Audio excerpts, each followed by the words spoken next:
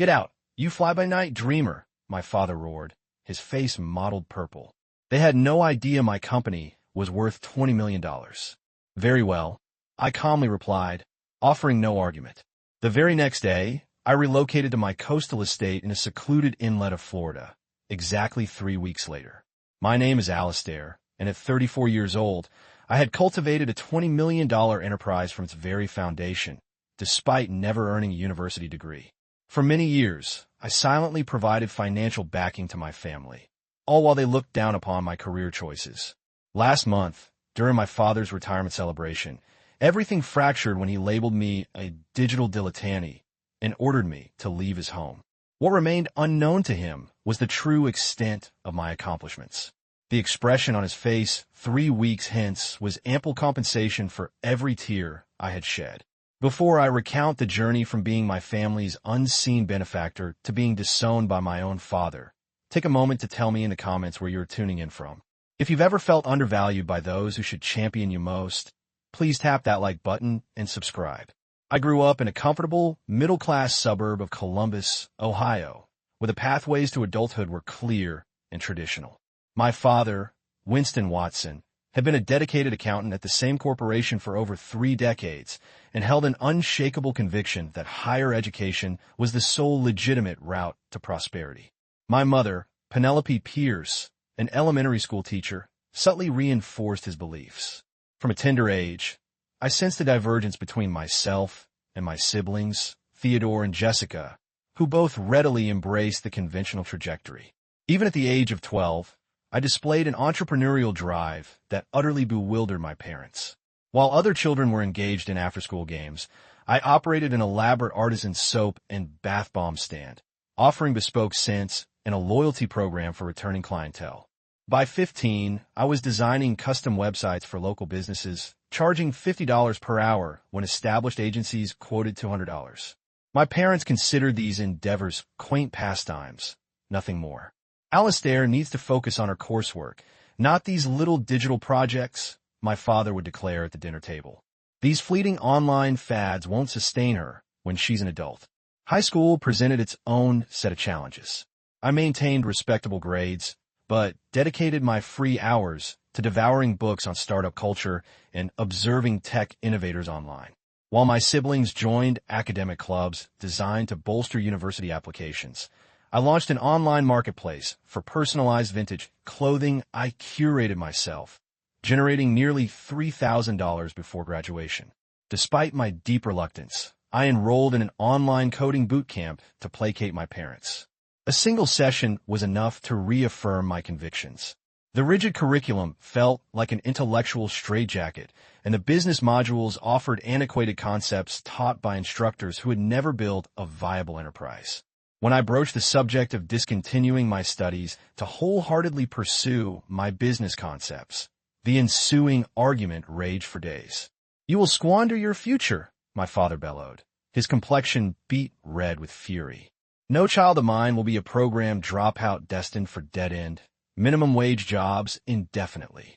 Nevertheless, I departed the boot camp at 21, possessing only $2,000 salvaged from my various freelance gigs.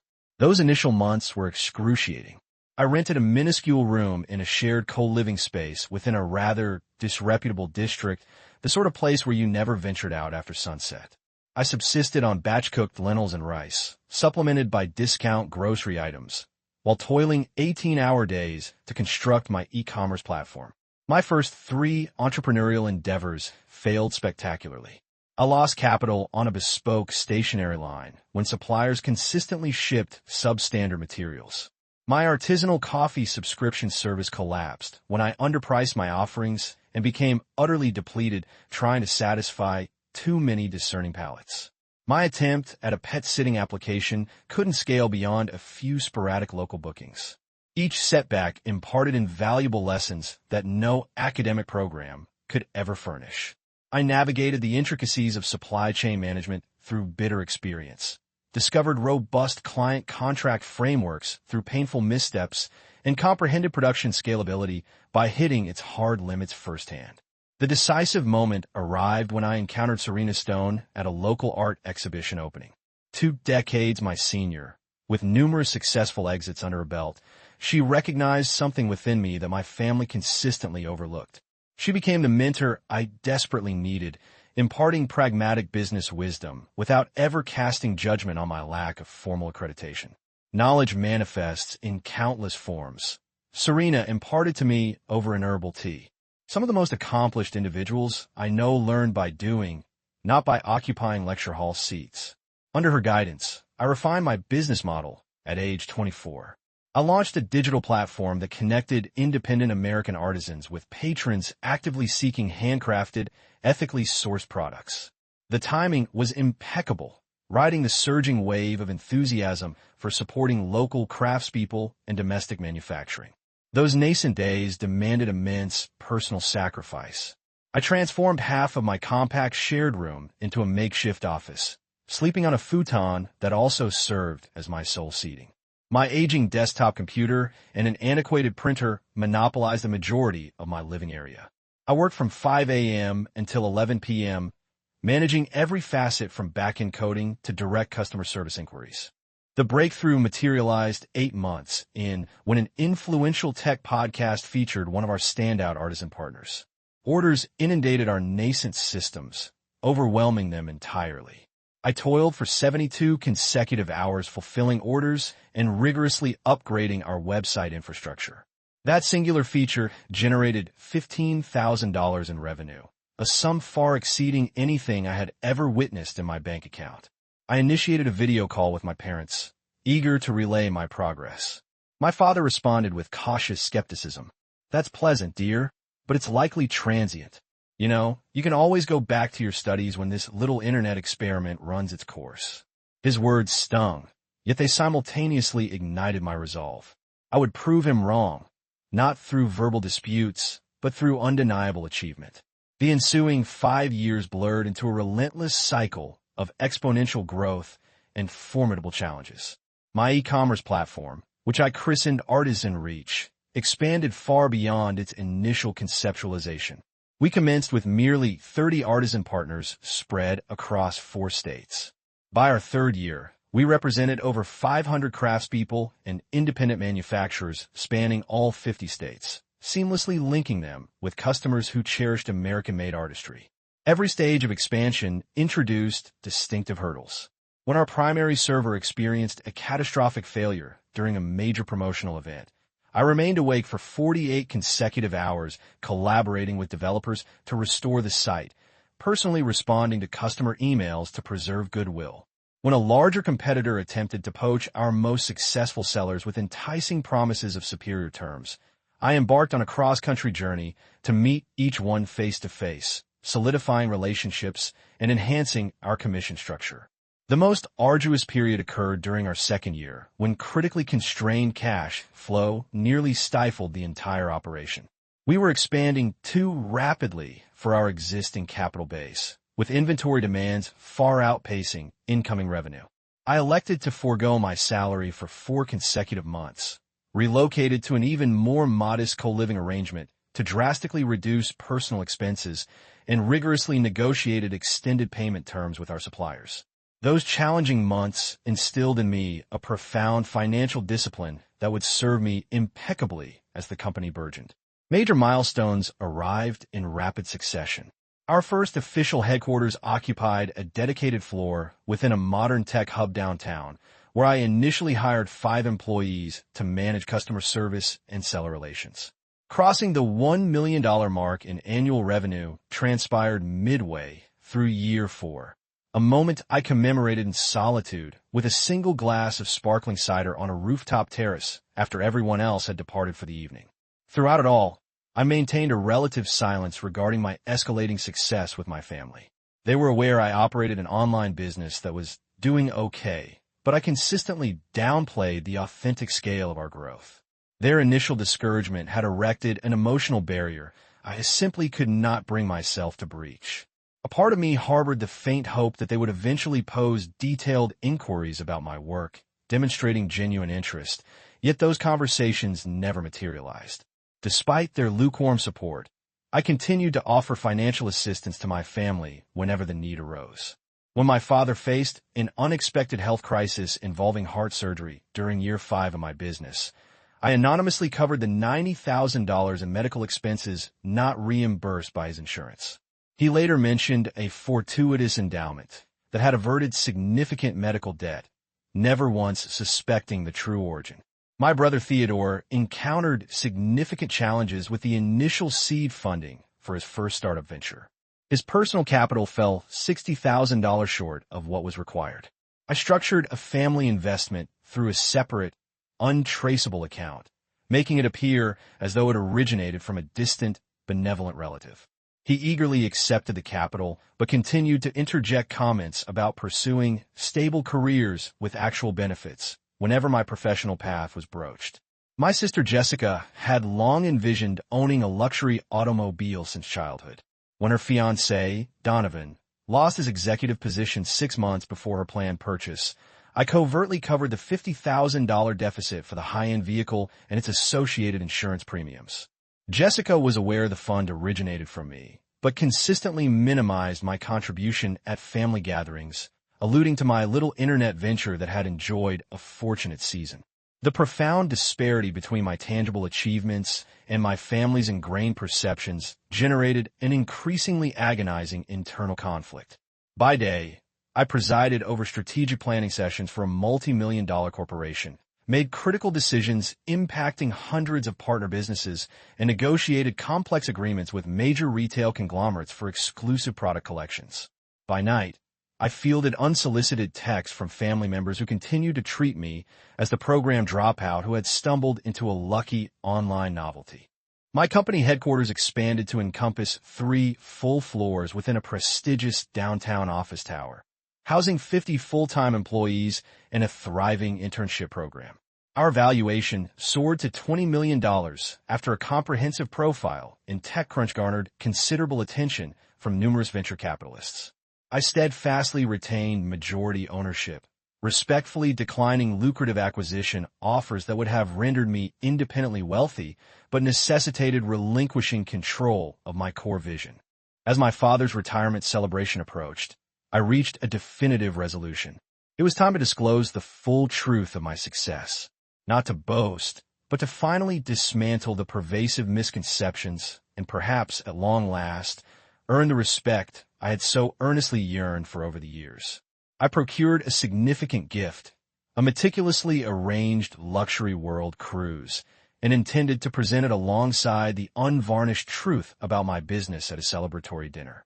The evening before the celebration, I meticulously rehearsed my intended disclosure. I was no longer the uncertain 21-year-old desperately seeking validation. I was an accomplished entrepreneur who had forged invaluable opportunities for hundreds of American artisans and dozens of dedicated employees. Surely, this undeniable reality would finally command my father's respect and fundamentally alter how my family perceived my unconventional trajectory. I could not have been more profoundly mistaken. The evening of my father's retirement party commenced amiably enough. Their residence appeared precisely as it had throughout my formative years, adorned with the identical furniture and cherished family photographs gracing the walls. The sole new addition was an expansive home theater system my brother had purchased for them last Christmas, conspicuously displayed as a blatant symbol of his financial contribution to the family. My mother greeted me with her customary restrained affection, a brief embrace followed by a gentle pat on the arm. "You look lovely, Alistair. Have you done something with your hair?" It was the same short, vibrant red hairstyle I had maintained for 5 years. Theodore arrived with his wife, Hannah, both immaculately attired in business casual ensembles that subtly conveyed their affluent, upper-middle-class standing. Jessica and Donovan appeared shortly thereafter, with Jessica immediately embarking on a detailed recounting of her recent promotion at the corporate law firm, where she meticulously followed in our father's footsteps. "The senior partners are already dropping hints about me making junior partner next year," she announced while meticulously arranging the hors d'oeuvres, youngest in firm history, of course.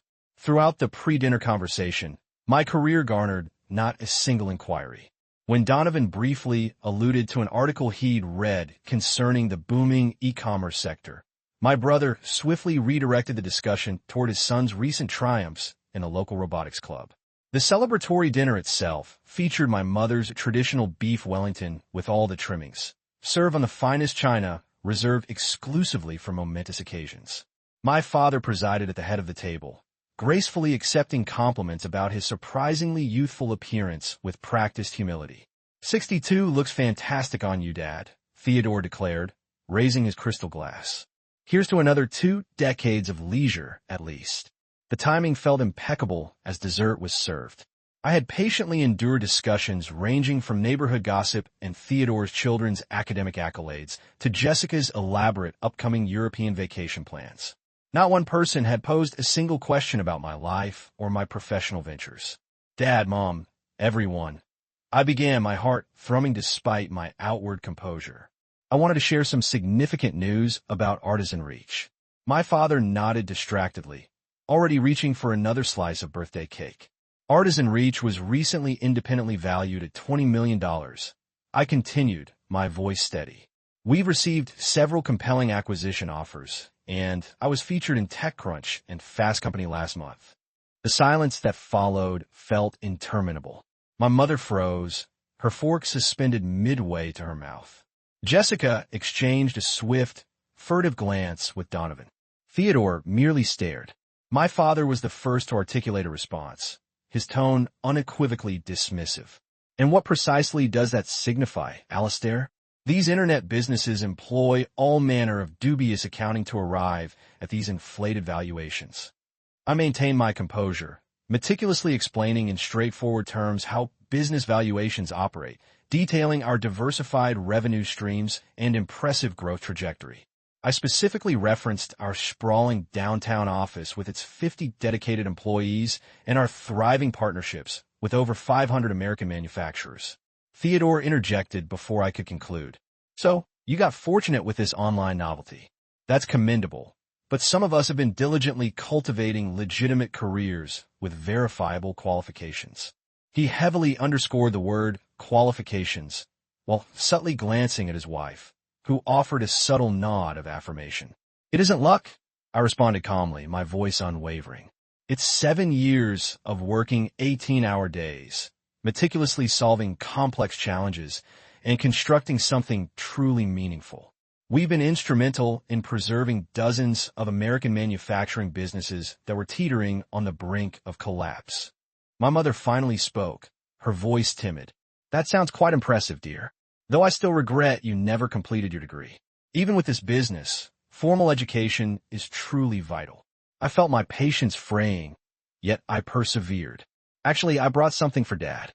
I extended an elegantly wrapped package containing the comprehensive itinerary and confirmation for the Luxury World cruise I had fully funded. I wanted to ensure you both have a truly comfortable and enriching retirement. My father unwrapped the package, his expression darkening perceptibly as he assimilated the contents. Rather than gratitude, his face flushed with an emotion that disturbingly resembled pure indignation. What is this supposed to be? Some form of unsolicited charity? He abruptly dropped the papers onto the polished dining table. We did not raise you to ostentatiously flaunt money, as if you're superior to everyone.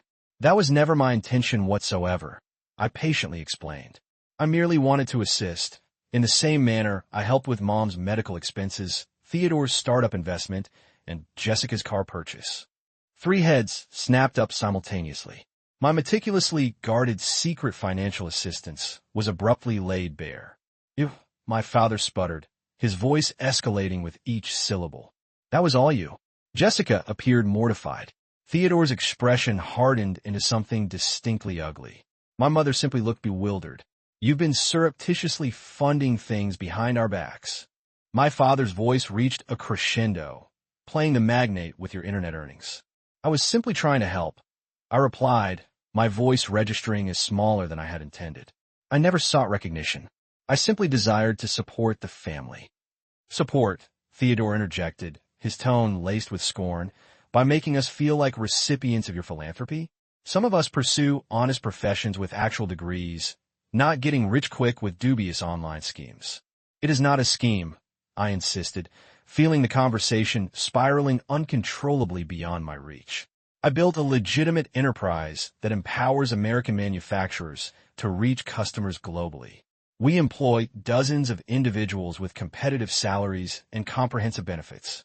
My father abruptly rose from the table, his linen napkin drifting to the floor. You abandon your studies against our express counsel. You disappear into your insignificant online world. And now you return, brazenly tossing money around as if you possess all the answers. That is not what I am doing, I protested, fighting desperately to maintain an even keel in my voice. You truly believe your money makes you successful? He persisted, his voice rising further still. You're still nothing more than a digital dilettante who got lucky. Anyone can stumble into luck. The dining room fell into an uncomfortable silence. My mother gasped softly but remained utterly silent in my defense. Theodore stared fixedly at his plate, a faint, almost imperceptible smirk playing at the corner of his mouth.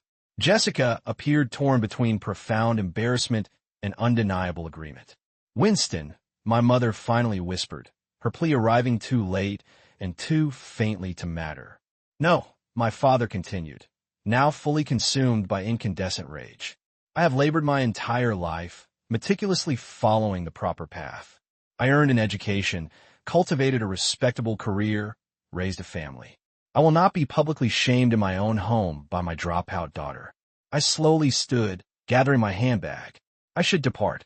Yes, you should, my father spat, his voice laced with venom. Get out of my house, you unreliable fly-by-night operation. Your money does not grant you membership in this family. We adhere to standards. The words landed like physical blows, each one echoing in the silent room. I gazed at each face arrayed around the table, desperately searching for any ally, any flicker of support. There was none. Happy retirement, Dad, I murmured quietly, walking toward the exit with as much dignity as I could possibly muster. Not one person followed me out. Not one voice called after me. I settled into my car, my hands trembling so violently I could barely grip the steering wheel.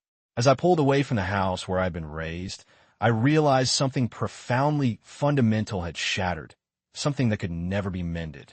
The drive back to my company's remote co-working unit was a disorienting blur of streetlights and scalding tears.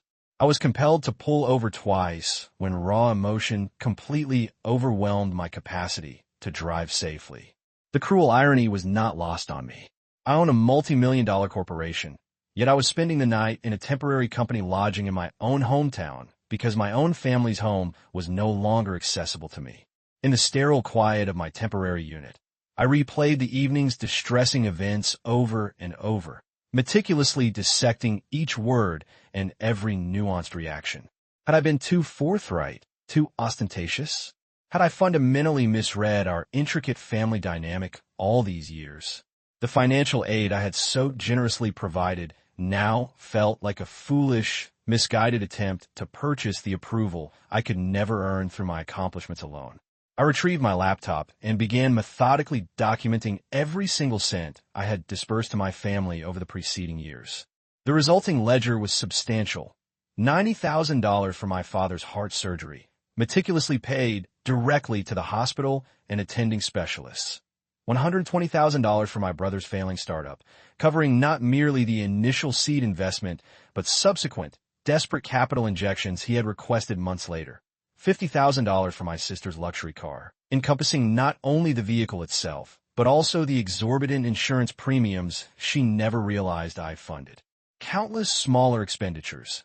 My father's classic car restoration last autumn, $25,000. My mother's kitchen garden renovation, $40,000. Lavish holiday gifts, extravagant birthday presents, urgent emergency expenses, all discreetly managed through encrypted accounts specifically designed to obscure their origin. Nearly $325,000 in total, not including the luxury cruise my father had just so vehemently rejected. Capital I never anticipated would be repaid, given freely out of profound love for a family that had just branded me a digital dilettante. My phone illuminated with a text message from Jessica around midnight. Dad's still agitated, but he'll inevitably recover. You understand his temperament when his authority is challenged. No semblance of an apology, no acknowledgement of the heinous remarks uttered.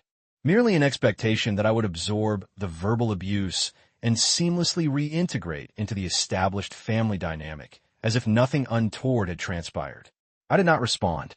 The following morning, I contacted a highly recommended business psychologist in the city where I primarily resided. Dr. Rowena Rosewell graciously agreed to an emergency virtual session that very afternoon. Family wounds cut deepest, she observed after I recounted the disquieting dinner, especially when they assail the very aspects we have worked most assiduously to conquer. Over the subsequent days, Dr. Rosewell diligently assisted me in comprehending the complex, underlying dynamics at play. My conspicuous success directly threatened the established family hierarchy and the conventional values my parents had meticulously constructed their lives around. My substantial financial assistance, rather than eliciting gratitude, had paradoxically engendered resentment by conspicuously highlighting a fundamental shift in power dynamics they were utterly unprepared to accept. Your father's core identity is inextricably linked to being the primary provider and undisputed authority, she lucidly explained. Your achievements challenge both of those deeply ingrained roles. I initiated a rigorous practice of crafting a personal manifesto, meticulously documenting not only the events of the preceding night, but also recurring patterns observed throughout my childhood. Subtle instances where my burgeoning entrepreneurial spirit had been consistently discouraged. Times when academic achievements were lavishly celebrated while burgeoning business successes were invariably minimized. The pervasive, unyielding reminder that without a traditional degree, I would never genuinely attain success. This introspective process starkly revealed how deeply I had internalized these detrimental messages. Despite my undeniable external accomplishments, a residual part of me still harbored the deeply ingrained feeling of being the family's singular failure, the dropout who constantly harbored something to conclusively prove.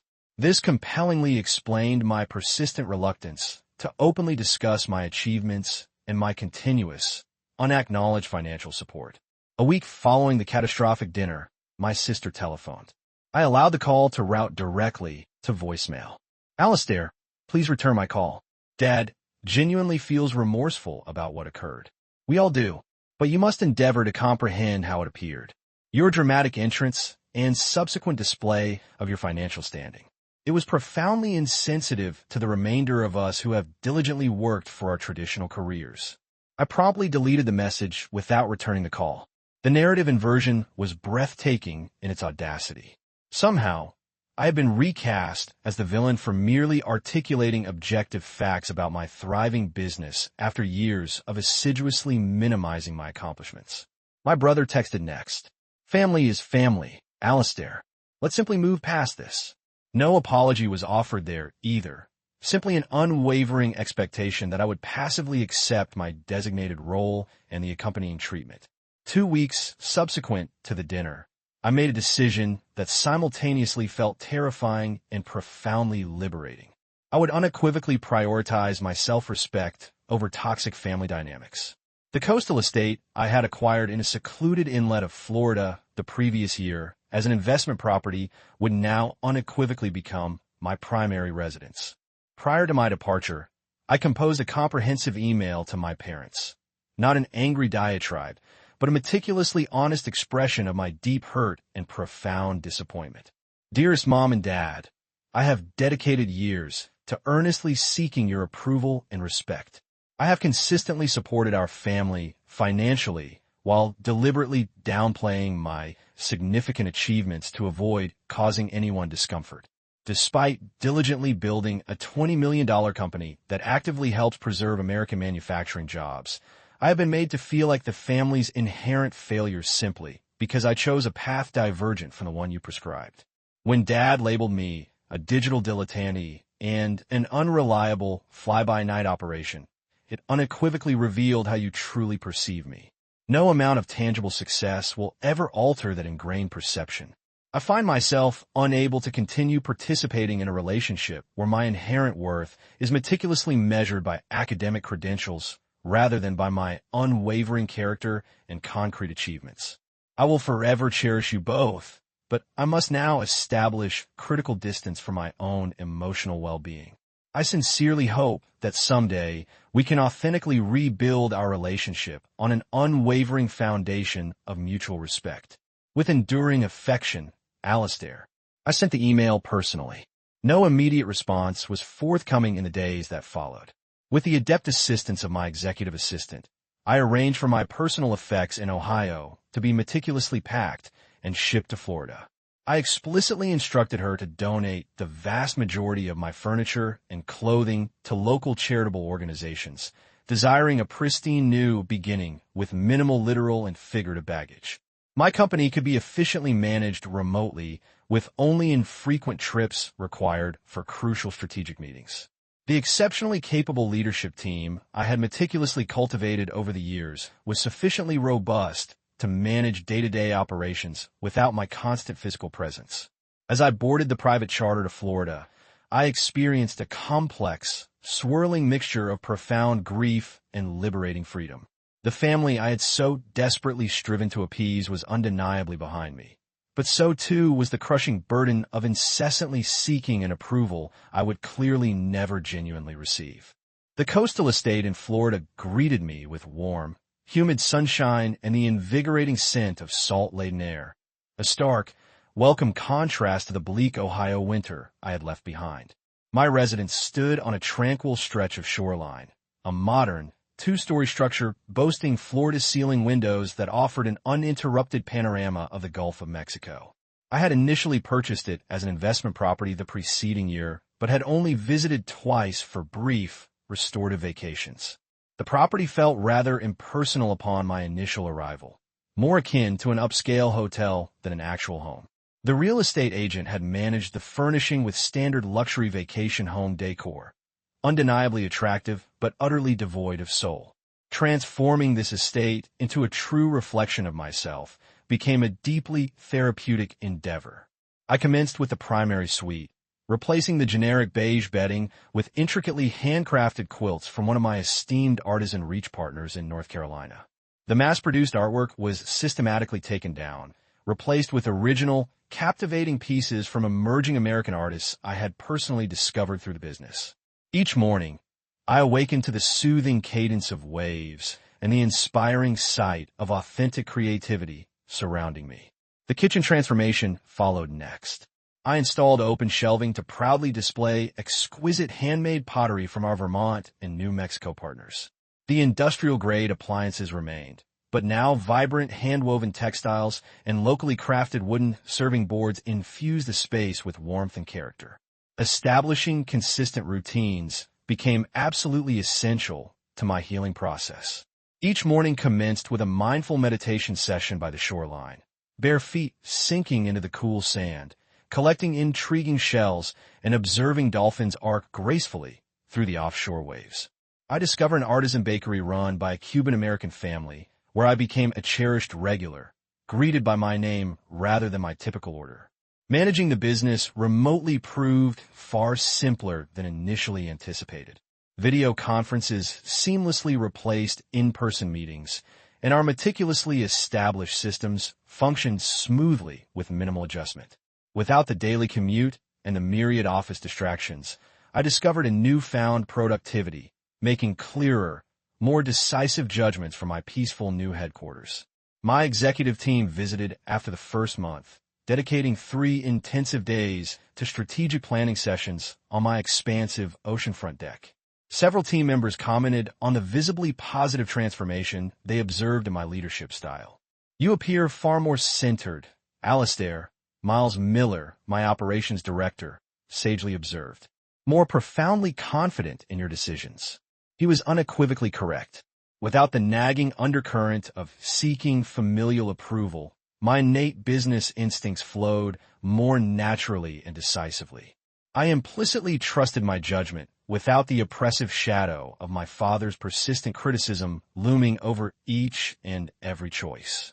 Community involvement rapidly became another vital anchor in my evolving new life. I actively sponsored local tech hackathons and joined a prominent businesswomen's networking collective. Unlike in my hometown, where I had habitually downplayed my accomplishments, here, I was openly transparent about my company and my achievements. The respect I received was organically generated, completely devoid of the burdensome baggage of who I had been prior to my success. I cultivated a genuine friendship with Evangeline Elliott, the owner of a renowned local art gallery, who gracefully introduced me to her diverse circle of acquaintances. These were accomplished women in their 30s and 40s who valued each other for their current achievements and inherent character rather than antiquated credentials. Our weekly dinner gatherings rapidly became a cherished highlight, replete with infectious laughter and invigorating conversations that never once encompassed inquiries about my educational background or patronizing suggestions that I had merely stumbled into luck. The unexpected visit arrived precisely 3 weeks into my Florida residency. My brother Theodore appeared unannounced at my doorstep one Saturday afternoon. "Impressive dwelling," he declared, letting out a low whistle as he surveyed the expansive ocean vista from my living room. "Truly remarkable." His sudden appearance was jarringly out of place within my new sanctuary. He looked conspicuously ill at ease in his button-down shirt and meticulously pressed khakis amidst my casual coastal decor. "What brings you to Florida, Theodore?" I inquired, pointedly refraining from offering him a beverage or a seat. "Family," he replied, flashing the same confident, disarming smile he had effortlessly employed to charm our parents since childhood. "And I could genuinely use some astute advice regarding an emerging investment opportunity, potentially even a loan to gain early access to the ground floor." Some patterns were simply too predictable to evoke any semblance of surprise. Without my parents present as an audience, his facade quickly crumbled. This was unequivocally a financial reconnaissance mission, nothing more. "I'm not extending any further loans to family members," I stated firmly, my voice unwavering. "That particular chapter has been irrevocably closed." His expression immediately hardened. "So that's the prevailing sentiment, is it? You relocate to your coastal mansion and conveniently erase your origins." Dad was absolutely right about you. Dad called me a digital dilettante and ordered me out of his house. I calmly reminded him. "Is that what you journeyed here to unequivocally reinforce?" Theodore backpedaled with surprising alacrity. "He didn't intend it in that manner, Alistair. You're fully aware of his temperament. Familial disagreements occasionally arise. That was not a mere disagreement. It was a stark revelation," I replied, my gaze unwavering. "Now, if you'll kindly excuse me, I have prearranged engagements this afternoon." After politely escorting him out, I settled onto my deck, watching the rhythmic waves, feeling surprisingly unshaken by the unsettling encounter. The firm boundaries I was actively establishing felt profoundly right, even if their implementation was inherently painful. That evening, I reached a significant decision. I contacted my lawyer and initiated the establishment of an anonymous startup incubator grant at the online coding bootcamp I had briefly attended. The Alistair Win Innovation Fund would provide comprehensive seed funding and bespoke mentorship to 5 promising students annually who demonstrated exceptional entrepreneurial potential but lacked traditional academic advantages. Ensure the selection criteria unequivocally focus on demonstrated initiative and creative problem solving, not conventional grades, I meticulously instructed, and identify mentors who have successfully built and scaled actual businesses, not merely lectured on business theory. As the weeks inexorably passed, my house genuinely transformed into a beloved home. I meticulously cultivated a vibrant garden of native Florida species that perpetually attracted colorful butterflies and iridescent hummingbirds. I adopted a lovable rescue dog, a mixed breed named Cooper, who became my constant companion on serene beach walks and faithfully slept at the foot of my bed. His uncomplicated affection served as a daily reminder of how genuinely healthy relationships should feel. I discovered an unexpected profound peace in my solitude. Without the constant, insidious, underlying anxiety of family judgment, I progressively unearthed aspects of myself previously overshadowed and suppressed by that relentless stress. I enrolled in an abstract painting class at a local studio, admittedly terrible at it, but thoroughly enjoying the meditative creative process. I attempted maritime foraging, spending considerably more time immersed in the shallow waters than successfully collecting anything, but laughing heartily through each clumsy attempt. 3 weeks seamlessly morphed into a month, then 6 weeks. The sharp, acute pain of familial rejection persisted, yet it gradually transmuted into something less intense, more akin to an old, occasionally aching injury rather than a fresh, festering wound. I was actively constructing something entirely novel here, not merely a physical dwelling, but an authentic, fulfilling life meticulously aligned with my inherent values rather than someone else's rigid expectations. Then came the entirely unexpected development that would bring my family story full circle in ways I never could have anticipated. The Coastal Business Journal was not a publication I typically perused, but Evangeline texted me early one morning, unequivocally insisting I pick up a copy. Page 3. You are absolutely going to want to see this. The feature article profiled influential local business owners making a discernible impact extending far beyond the immediate Florida region. There I was prominently photographed on my deck with a majestic Gulf of Mexico serving as a stunning backdrop. Beneath the compelling headline, E-commerce visionary brings multi-million-dollar enterprise to Southwest Florida. The journalist had meticulously conducted her research, detailing Artisan Reach's meteoric growth from a nascent startup to its staggering $20 million valuation, our profound impact on American manufacturing, and my recently established Entrepreneurship Scholarship Foundation.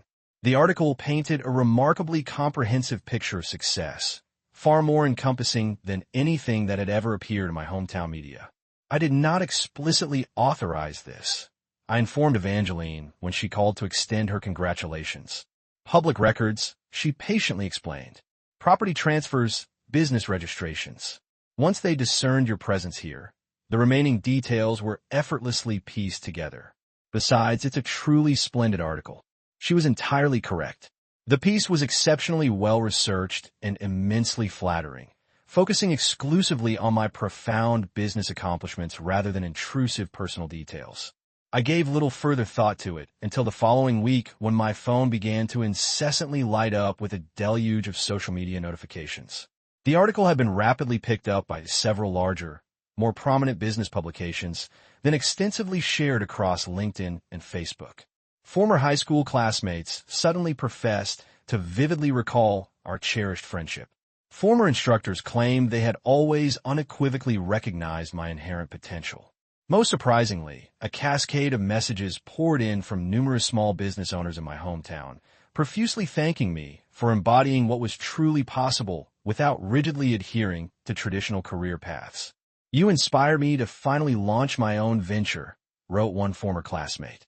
"If you could build something so substantial without a fancy degree, perhaps my own idea possesses genuine merit too." The local newspaper in my hometown subsequently ran a highly condensed version of the article with an additional, poignant angle: "Hometown innovator achieves national prominence." The profound irony was undeniably not lost on me. The very same community that had subtly yet consistently reinforced my parents' persistent disappointment now audaciously celebrated me as a quintessential hometown success story. Through this cascading ripple effect of widespread publicity, my family inevitably discovered the full, undeniable extent of my meticulously guarded success. The first tangible sign manifested as a friend request from my cousin Sierra, swiftly followed by several other extended family members who had previously displayed minimal interest in my life. Then came a terse text message from my mother. "Saw the splendid article about Artisan Reach. Truly very impressive, dear. Your father and I are exceptionally proud." No discernible mention of his cruel, searing words. No genuine acknowledgement of the gaping rift. Simply a casual, belated claim of pride that had been conspicuously absent when I had sat at their very own dinner table. My father's voicemail arrived the following day, his tone artificially jovial and forced. "Alistair, truly momentous news about Artisan Reach in the local paper. Always intrinsically knew you possessed that inherent drive. There seems to have been a minor misunderstanding the last time we conversed. Do return my call when you are at leisure." A misunderstanding. That was his chosen characterization for unequivocally labeling his own daughter a digital dilettante and summarily ordering her out of his home. 3 days later, my mother texted again. "We are contemplating a visit to Florida next month. Would absolutely adore seeing your magnificent new place. Do let us know if that arrangement would be convenient for you. The message landed like a heavy stone in my stomach. 6 full weeks of painstaking healing, of diligently constructing a vibrant new life utterly liberated from their pervasive judgment. And now they desired to simply appear at my doorstep as if absolutely nothing untoward had transpired. I did not respond immediately, instead scheduling an emergency session with Dr. Rosewell. You possess several viable options, she sagely advised after patiently listening to my profound concerns. You can categorically decline the visit entirely.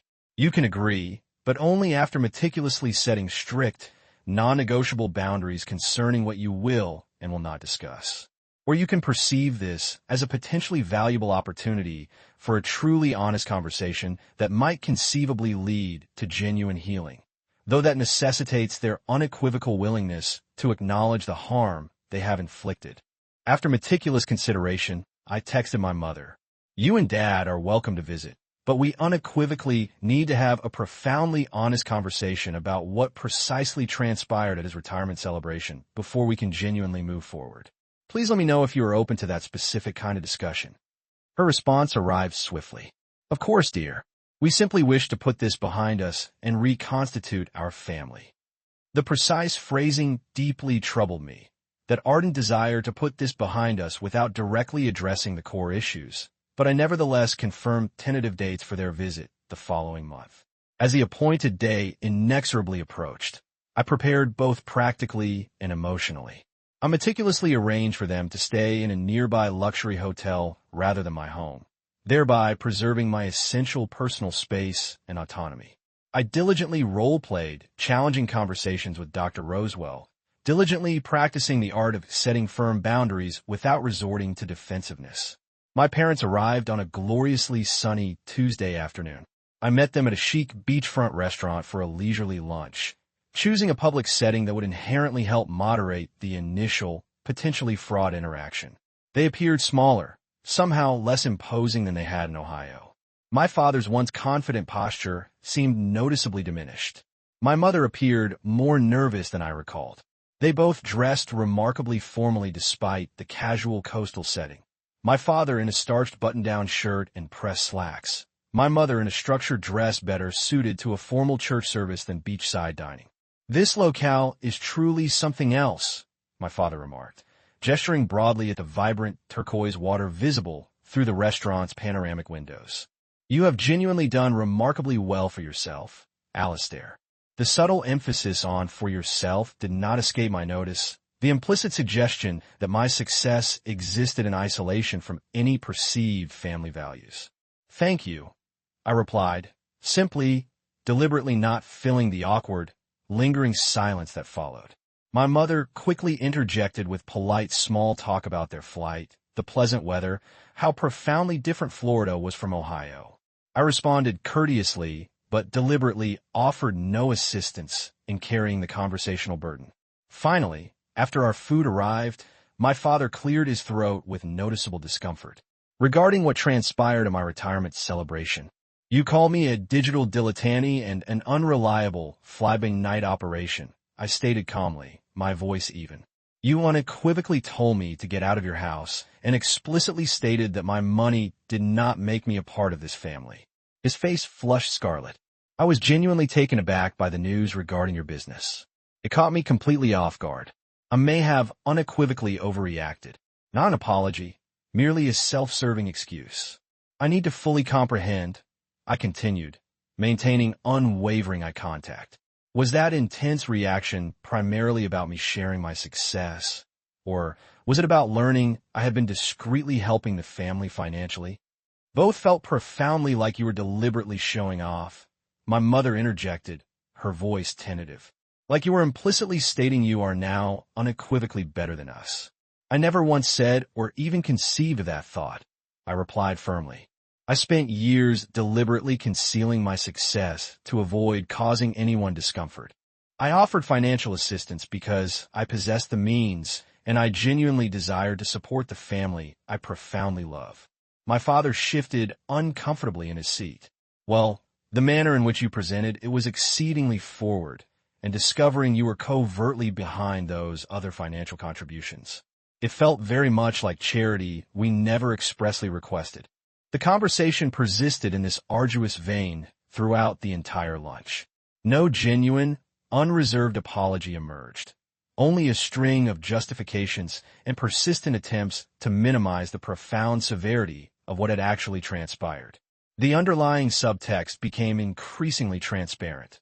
They were undeniably present because my public, undeniable success rendered rejecting me socially awkward, not because they had authentically reconsidered their deeply ingrained assessment of my inherent worth. As we concluded our meal, I made a definitive decision. I would like to show you my home. But first, I need to be exceptionally clear about something. I will not pretend the dinner never occurred. I will not tolerate being called names or having my life choices denigrated. If you genuinely desire a relationship moving forward, it must be unequivocally founded on mutual respect. They exchanged brief glances before my father stiffly nodded. That seems entirely reasonable. When they arrived at my coastal estate later that afternoon, their expressions, as they absorbed the expansive, breathtaking ocean vista, spoke volumes. This tangible, undeniable evidence of my profound success was simply impossible to dismiss or minimize. The $20 million valuation was no longer an abstract, intangible number, but physically manifested in beachfront real estate and meticulously curated luxury. This is truly quite something, my father managed, his voice perceptibly tight. Would you care for a tour? I offered, as I meticulously guided them through the home, gently pointing out handcrafted items from artisan reach partners that tastefully decorated each room. I experienced a profound realization. Their elusive approval, which I had so ardently sought for such an extended period, no longer possessed the potent power it once held over me. I felt an unshakable pride in this home and the thriving business that had made it all possible, entirely irrespective of their nuanced reaction. This profound revelation was perhaps the most invaluable outcome of their visit, intrinsically worth more than any apology they might have offered. The conversation that transpired after my parents' tour of the coastal estate was undoubtedly challenging, but absolutely essential. We sat together on the deck, overlooking the vast expanse of the ocean, the setting sun painting the sky in a breathtaking symphony of orange and pink hues that seemed almost too beautiful for such a palpably tense discussion. I want to be unequivocally clear about something, my father began, his tone noticeably more conciliatory than I had ever heard it before. I'm truly sorry for the words I uttered at my retirement celebration. They were completely uncalled for, regardless of how profoundly surprised I was at the time. The apology, while welcomed, carried a distinct qualification that undeniably diminished its impact. His focus remained predominantly on his personal experience of surprise rather than the deep, lasting harm his words had inflicted.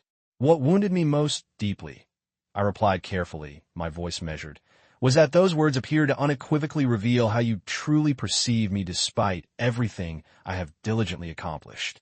My mother gently reached across the table, not quite touching my hand, but gesturing reassuringly toward it. We have always been inherently proud of you, Alistair. We simply worried incessantly about your future without the perceived security of a traditional degree.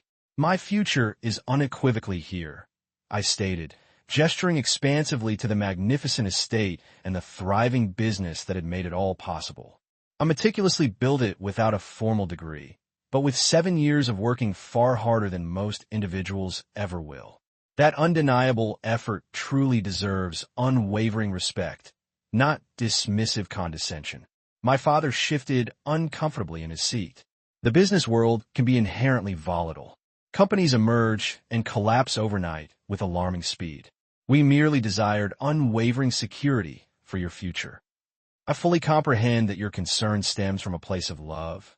I acknowledged, my tone understanding, but there exists no perfect, absolute security in any predetermined path. Plenty of individuals with formal degrees struggle financially, while others without conventional education demonstrably thrive.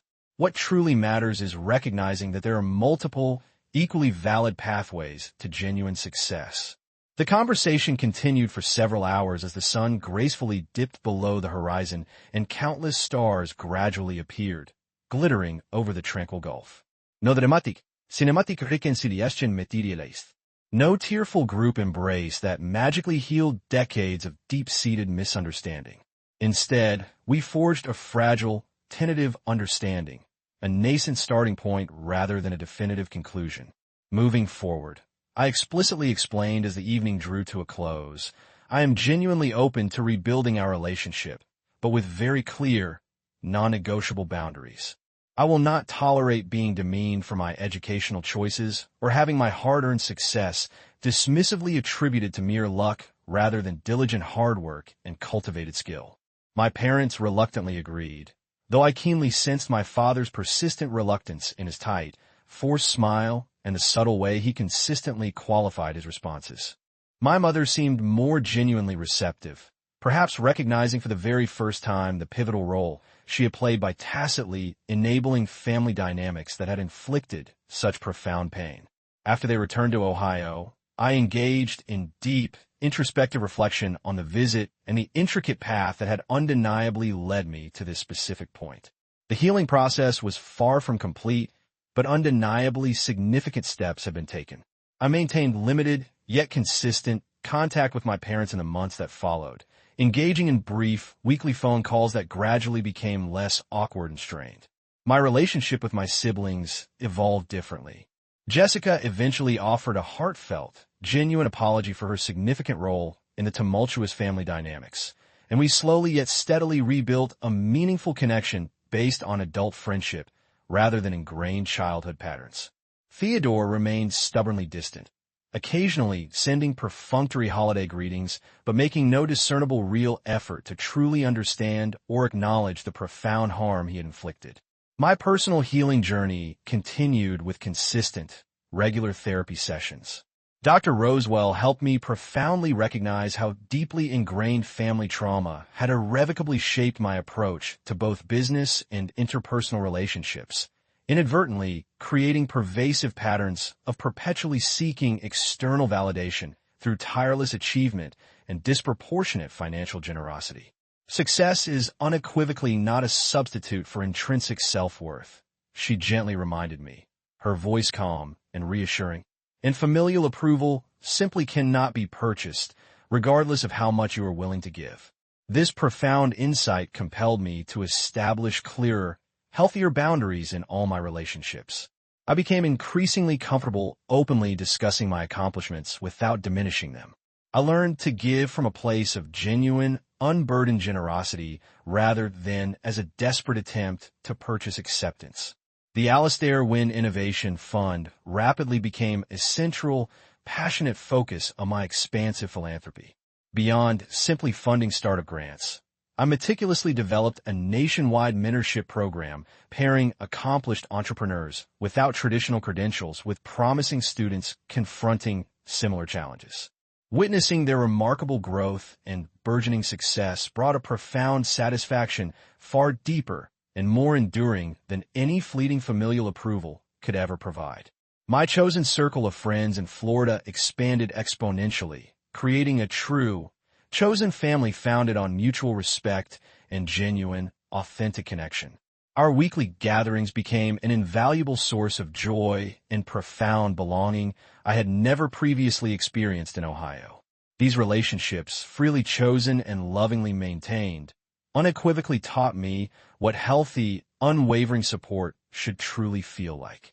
The coastal estate completely transformed over time.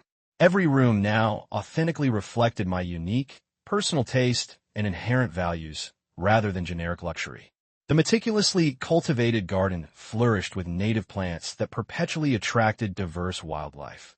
Cooper, my beloved rescue dog, gained a cherished companion when I adopted a second dog from the local shelter, a senior retriever named Lella, whom everyone else had unfortunately overlooked.